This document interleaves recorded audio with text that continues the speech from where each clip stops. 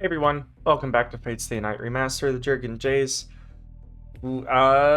Things are still heating up. I was expecting a bit more of like a downward, uh, what do you call it? I don't know. I don't know what I would call it.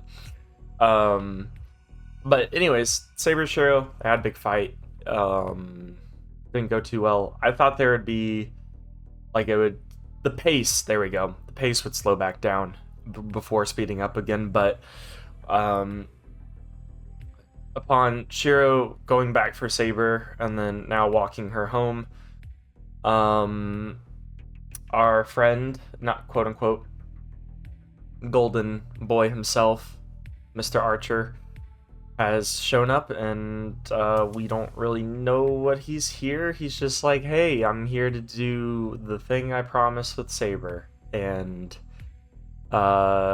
we don't really have much more information than that, so let's see where this interaction will take us, shall we? Wow, that was a clumsy intro. Apologies, but let's go on ahead and do this. Saber is asking me to forgive her for what is about to happen. She probably knows there's no way for her to defeat the man in gold. ... I can't let her do that.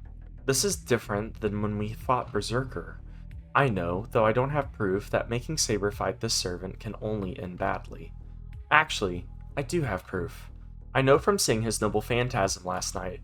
You saw that he just obliterated another servant in no time flat. Basically. Saber can't beat him right now. This is not a matter of her skills as a knight. That's not even the right way to look at this. No heroic spirit, so long as they remain a heroic spirit, can beat the man in gold. Why do they make... Well, I guess you got to make someone more powerful than your main character, but in this case referring to Saber, not Shirou, but just so there's like a thing of conflict. But why is he so powerful? I know what his identity is. I've said it before. I'm not gonna say it again just for the sake of spoilers for other people, but I wonder if it ever goes into like why he's granted that much power as a heroic spirit and servant. No, you're the one who's going to run, Saber. Because he can heal himself. He's like a lizard. What? Shirou? I cover Saber and face Archer. Oh, I see. You have a master. His shabby appearance led me to think he was no more than a lowly dog, bro. He smiles cheerfully. Oh, how I sometimes regret my decision to make this guy sound like frat boy surfer dude. He raises an arm and lazily snaps his fingers. ... I feel sick. I need to leave right now or I'm dead. There's no rhyme or reason. I just know instinctively that this guy will kill me for standing in front of him like this. Go, Saber! It's like Pokemon. Go! I choose you! Except get away from here, go, kind of go. We're near the church. The priest there should be able to shelter you, even from him. Didn't we just cross back over? Wouldn't she need to walk all the way back across the bridge? Or it's she, not he. I push Saber away and start running, trying to escape the death I can only hope is inevitable. There's no plan here. I'm just going to risk it all and run straight at this guy. You do that a lot, I've noticed. Then I'm going to project Saber's sword again, and just like when we fought Berserker. And I'm blown back. What just happened? The moment he snapped his fingers, something appeared right beside him. Me, not him. Ah! It's a giant hammer. It knocks me aside like a piece of trash, and I slam hard to the ground. Dang. I can't move. My body is completely useless, like all my bones have turned to jelly. That's called they're broken. I've lost all sensation in my limbs, because you're in shock. The pain is so dull, I can't even tell if I'm still alive. I lost all sensation, but I feel pain. Which is it?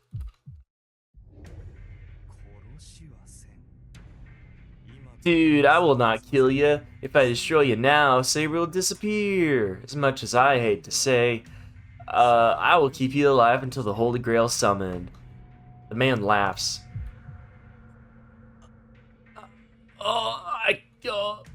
My lungs. I try to push myself up, but my body won't listen.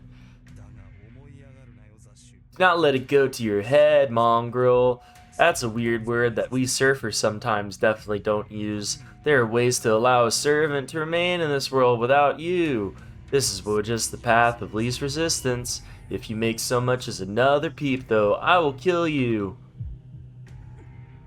And then my mind goes blank.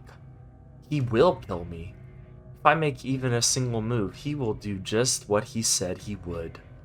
I can't possibly move after that kind of warning. Shirou. Saber tries to run toward me. Where do you think you're going, dude? There are no more obstacles between us. Let's get hitched. It is not the piece of trash you should be running to. The man in gold won't allow it. He stands in front of me and waits for Saber to reach me. Saber stops and glares at him. The two stand about 10 meters apart. I don't know about Archer, but Saber can close that distance in a heartbeat. Calling back to the argument that they were having, and the whole, like, both of them being like, I don't care what you do, I don't care about you. I only care about the whole, or Saber specifically saying, I only care about the Holy Grail.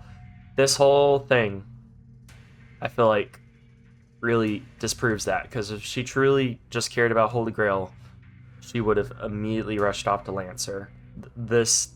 Her waiting on the bridge, and her, you know, instinctively wanting to go protect Shirou, very clearly she does not just care about the Holy Grail, which I know a lot of that argument was them just spouting their BS at each other because they're mad, but just shows where their heart's at. Seems you're not willing to come to me yet. I can't fathom why. So great a heroic spirit as you should realize what a singular honor it is to be chosen by me, because I'm the greatest surfer alive. What if one of his weapons he does, like, I know this is not gonna happen, but he summons like a golden surfboard, a bird too, a golden it's surfing bird. Yeah, that's what he's gonna spawn in. What drivel. Even if I become a heroic spirit, I am still king. I will never submit to you. Oh, a king you may be, but you are still a woman. Hey. Well, I mean, we would call that a queen traditionally, but no disrespect.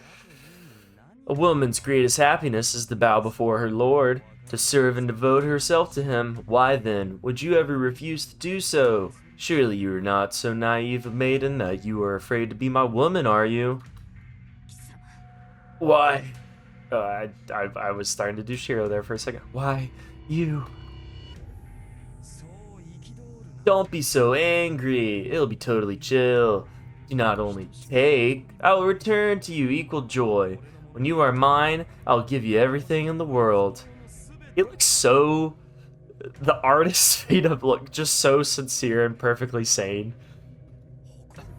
You should be honored, for I have deemed you worthy to be my trophy from all my surfing contests. It's like the one guy from Surf's Up that's like, oh, these are my ladies.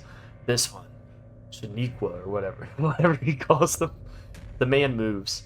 He extends both arms and approaches Saber as if in a welcoming embrace. Yes.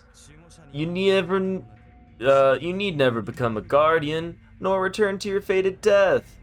I will say this once more, only once more, just one more time. Saber, accept you are mine. Let us join our second lives here together now. I refuse. I have no interest in such things. More importantly, I could never ever live alongside you, no matter what may happen. Saber looks straight at Archer as she speaks. I mean, what great atrocities has he committed? He killed one of the people that we would have killed anyway. That's kind of been it. And, I mean, I know she has memories of him from the last war, but all he did then, well, like, that she's spoken about is him proposing to her. That's been about it. Saber looks straight at Archer as she speaks. I'm sure the way that he's painted, he is quote-unquote villainous or antagonistic to Shirou and Saber. She stands firm, not taking so much as a step back. His laughter suddenly stops. I'm not sure what he found so funny in the first place. Good, good. That's the spunk I expect from a woman I choose. Ah, yes, it might be amusing to have at least one who isn't so obedient. I like it when I gotta tame the wave, so to speak. Alright, by force then. Once I've obtained the grail, pour its contents all over you. That's not suggestive at all. Rejoice, Saber. Once I've done that, you won't need a master. Oh, right, because you're saying you're gonna make her drink it, which will make her live. Once I've done that, you won't need a master, right? You'll be taking in all the power of the omnipotent vessel, the Holy Grail. You will no longer have to live as a servant, serving humans as their familiar. He's so dang smug. To that? Archer, what are your intentions? She must have realized that the only option is to fight him, and before she engages with the enemy, she wants to know why he does what he does. My intentions? I've forgotten. Fortunately for me, I already possess all the world's riches. There's nothing left for me to wish for. What world's wishes do you have? Or world, not... I said world. Yeah, what world's riches do you have? What? You do not seek the Holy Grail? Nope, just you hot babe. The Holy Grail? Oh, you mean immortality. I gave that to a snake. Satan? Question mark? To a snake? You gave immortality to a snake? Big question mark, question mark? Saber freezes. What just happened? Saber suddenly shakes her head to refute those words. But this world is certainly amusing. I mean, we get to go to Build-A-Bear together. Wasn't that fun? Basic principles remain the same. The adornments are so elaborate now, though. Maybe ruling the world once again wouldn't be so bad.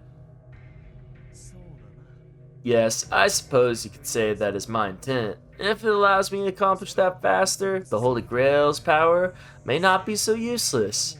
I've changed my mind, I am after it. The desire to dominate, then. Oh wait, different person. The desire to dominate, then. You have fallen from grace, Archer. I did not think that this is what would drive you to seek the Holy Grail. It's not a matter of my desiring it.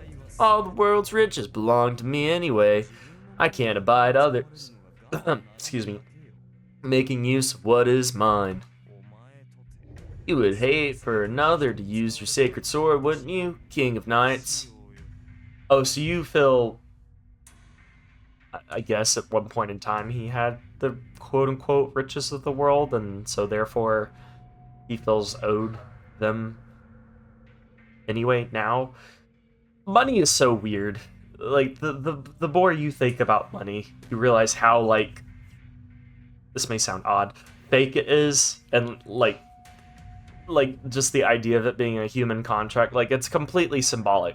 There's no real merit or value to anything. It's just all what we feel like assigning it. It's just all arbitrary.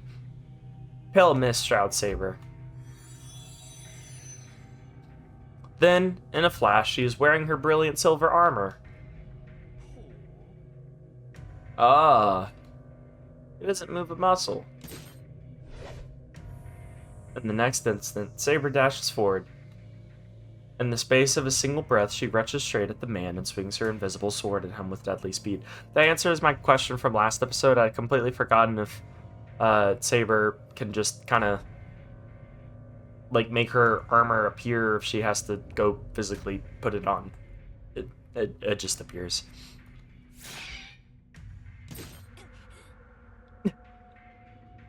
Saber goes flying backwards.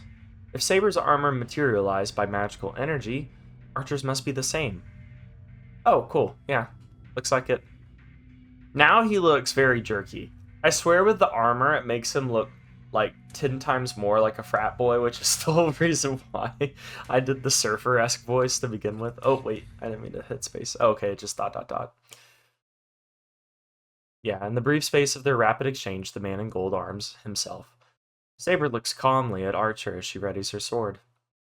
Even as his eyes meet hers, his sneer remains. Very well. I will allow you to oppose me, Saber.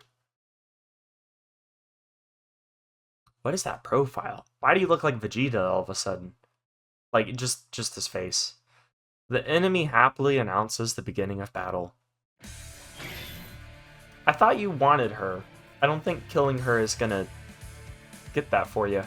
A white light bursts in the air between them. Saber's sword, shrouded in a bolt of lightning, cleaves directly toward the Golden Knight. 1, 2, 3, 4 strikes. Each time Saber's sword strikes, blinding light flashes from the contact. Every time this game has a sword fight in it, they always bring up lights and sparks flashing off of the swords. It's a guarantee. Watching her repeated attacks is like staring at a strobe of light. It's just like when I first saw Saber, that night when she fought Lancer. Saber channels her excess magical energy into her sword and strikes with such speed and precision that she all but becomes a lightning bolt.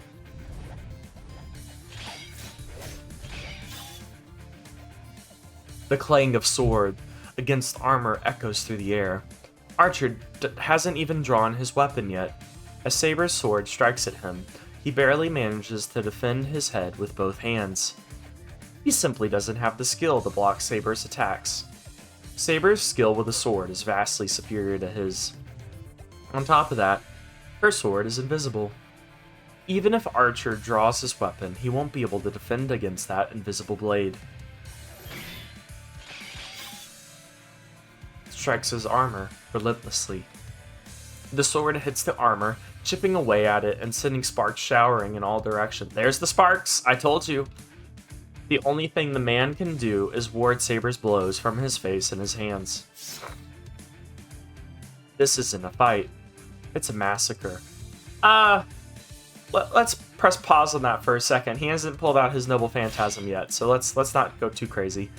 But in spite of the fury of Saber's attacks, Archer's armor remains intact. If he's still unscathed, even after such a savage assault, that golden armor must be his Noble Phantasm. I suppose I can't allow this to continue. You certainly do have a limitless supply of magical energy. It's not often an attack can make my armor begin to creak. Your armor begin to creak? Excuse me? Archer raises his arm. I gotta lubricate this armor after fighting you, but not towards Saber. I have no idea what he's trying to do, but Archer just stretches his arm up into the empty night sky. Enough playing around. Offer your body to me right now. I don't like your insistence on this. Am I hallucinating? Is this an illusion? He has something in his hand. It's a short sword, shaped like a key. Well, I don't see it. Where is it? Okay, or not. Don't show me that. Show whoosh whoosh. Gah. Saber plants both feet, unleashing a more powerful attack against Archer. But Archer bats it aside with his dark red sword. Is that a noble phantasm imbued with a curse of vengeance? Saber puts her some distance between herself and Archer, glaring at his sword. The enemy wielding such a weapon is a threat, no question. But it also means he's showing his hand. Whether his noble phantasm is armor or a sword, we'll be able to figure out how to deal with it as long as we can see it. Saber readjusts her stance. Archer's already said his armor is at its limit. If Saber can go back on the offensive with the same fury as before, she should be able to cut through his armor. I feel like, granted... Actually, I don't have a granted for this. I feel like if Saber just, took off all the... Granted, I know it exhausts her. But if she just took off all the seals right now while Archer isn't going, like, ballistic with his stuff, maybe she would have a chance of, like, catching him off guard and getting rid of him. But granted, there's so many... I say granted way too much. He would be able to turn around, see that she's doing that, and then summon all of his Noble Phantasms and shoot them down. So it may not work out that way. Even if he pulls out his Noble Phantasm now, the next blow will decide that match. The match. This is the end. Let us conclude our match that was interrupted all that time ago, Archer. The sword in her hand is still invisible. She readies her sacred sword, still bound up in swirling wind, and faces her enemy. Have we seen that image of her before? We've seen something at least very close to it. Saber seems to know what that Noble Phantasm is. She put that distance between them because she knows how to deal with it. She's readying herself to face Archer directly. Each of them wields a sword, and if their powers are equal, then it is a matter of the wielder's scale. And that should mean Saber will win. Where's the sword? Did we not feel like drawing it? I do like that pose. Such a smug look. Very well, come at me, Saber. Come at me like a wave. In recognition of that sword of yours, I shall show you everything I have. Oh, don't do that. You don't. No need. The man laughs. Fine. There she goes. Saber charges without hesitation. Her sword will cleave through his armor. The very instant I think that. Gate of Babylon. An invisible door opens behind the man. Well, Babylon is very telling of his, who he is. What? Saber jerks to one side. Archer holds something else in his hand now, not the black and red sword. It's an invisible sword, like Saber's. By the time Saber deflects it, Archer already has a different sword. His swords strike at her in a merciless rain of ice shards. Saber twists away to dodge, but the air around her becomes almost solid with flying blades. She's driven back as the blades close in on her from all sides. As the shards clinging to Saber vanish, her enemy's not multiple, hope not multiple, her enemy, singular, holds a deadly-looking weapon that resembles the Grim Reaper's scythe. Saber blocks the weapon, arcing for her neck with a gauntlet, but it's useless. The scythe shears through her gauntlet like it's made of tissue paper and begins to drain her magical energy. It's as if it's trying to pull at her bones rather than her blood or flesh.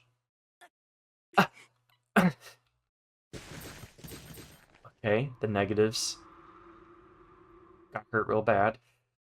Saber stumbles, but she manages to keep it together.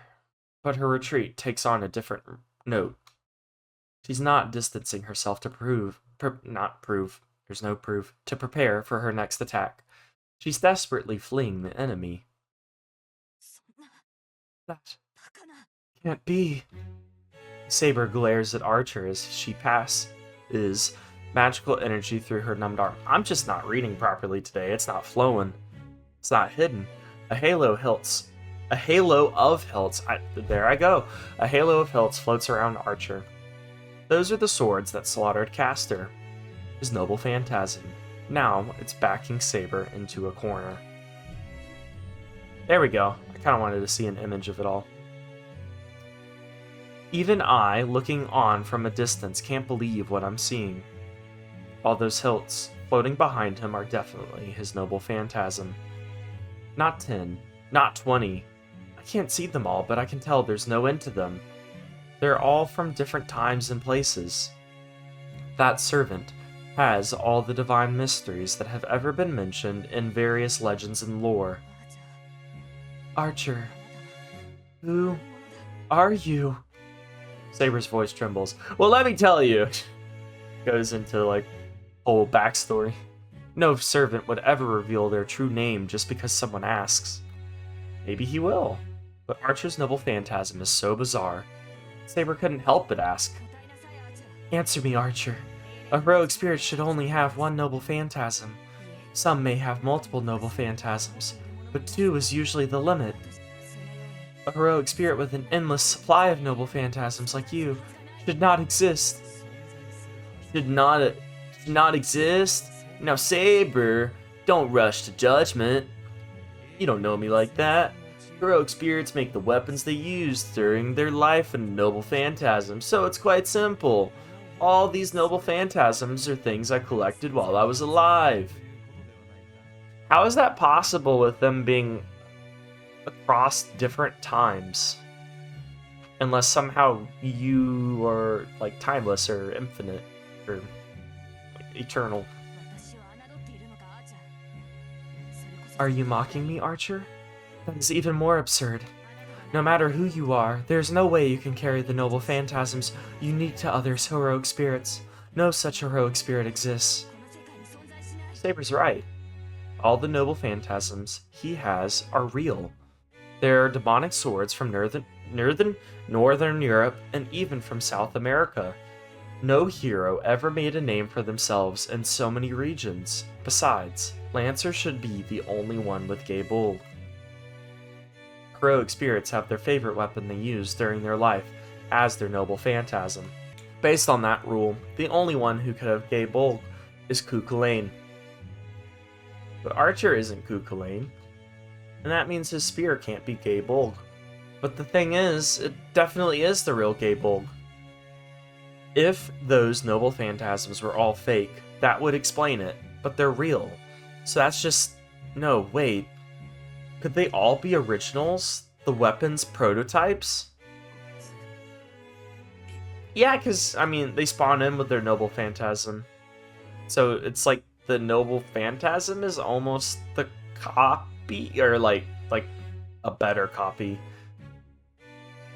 I'm probably butchering that, but that's the way I'm understanding it right now. That seems impossible, but then again, might be possible. Legend and myth don't spring up from nothing. Plenty of myths share commonalities because someone or something served as the model for them. Legends, which get to the point of becoming the basis of worship, usually only take root in the lands where they are said to take place. That's one of the reasons demonic swords and sacred swords reveal their true abilities in the lands they come from. So let's say there's something from before even that. What if various noble phantasms in mythology existed before they were known and named? What if various noble phantasm mythology existed? That's... that hurts my head to think about. Let's just move on. What's that expression? Archer, you good? He looks like constipated. Okay. Your master's not entirely useless. He seems to have a notion of who I am. Saber turns to face me. She's so far away. I can't help her from so far away. You could yell his name. I've finally gotten to the point where I can move, even if it's still difficult. Run! Saber! His noble phantasms are... freaking everything! You're saying they're all real, right? Indeed, it really is simple, Saber. I'm really that cool. I'm really just, like, that guy. I am him. I am the one. Uh-oh, I'm starting to teeter a little bit too much towards Shirou's voice. Let me tell you of the earliest days of Earth, dude, when the world was still one. A single notion prospered and its king collected so many treasures. Till there's nothing left for him to collect. He lacked nothing. Absolutely nothing. He possessed the perfect treasury, but he never used the weapons within it. The king carried them with him into eternal slumber. Oh, so you're saying, like, all of the weapons you had would eventually turn into the weapons that everybody else used. That's all there is to it. After the king's death, the contents of the treasury were scattered around the world. Each was valued for being a truly exceptional weapon, so in time, they came to be treated as noble phantasms. What's that wink? What is that wink? Why are you winking at us? Do you understand now, King of Knights? The noble phantasms your servants use, they're nothing more than a king's own possessions. I own everything, you see. It's like an inheritance. As long as you trace an object's history, a base or prototype will always exist. It only makes sense that every legend, myth, or noble phantasm passed down in each country has an original. Far enough back into the past, if one person collected all those prototypes, they could possess every noble phantasm. And that could only be one hero. A hero from the oldest of legends, far older than the legend of King Arthur or Heracles. A tyrant who ruled ancient Mesopotamia. A king who was half god, half human, who collected all the world's treasures and who eventually sought eternal youth. Gilgamesh, the most ancient of heroes, not kings. I messed that up. Now I'm ending the episode on a mess up. That's fine. My perfectionism isn't gonna kick in right now. It's cool. Alright, I am gonna end it there. I just wanted to get the name reveal out of the way. Yes, Gilgamesh. It's cool how they used his legend. I think they used his legend in a really unique way. To explain his power. So, my earlier question of explaining why he gets all of them did come to pass. We do get the answer, and it's very much rooted in his identity. It's a cool idea too that like all of these super powerful weapons are actually things that just this one guy used to own in his treasury, and somehow they lasted like the hundreds and thousands of years that it took to get into the hands of whether that was Arthur or Cuchulainn or Heracles or whatever have you. Really, really cool idea. Alright, I'll catch you guys in the next episode. I hope you're doing well, and I'll see you later. Bye!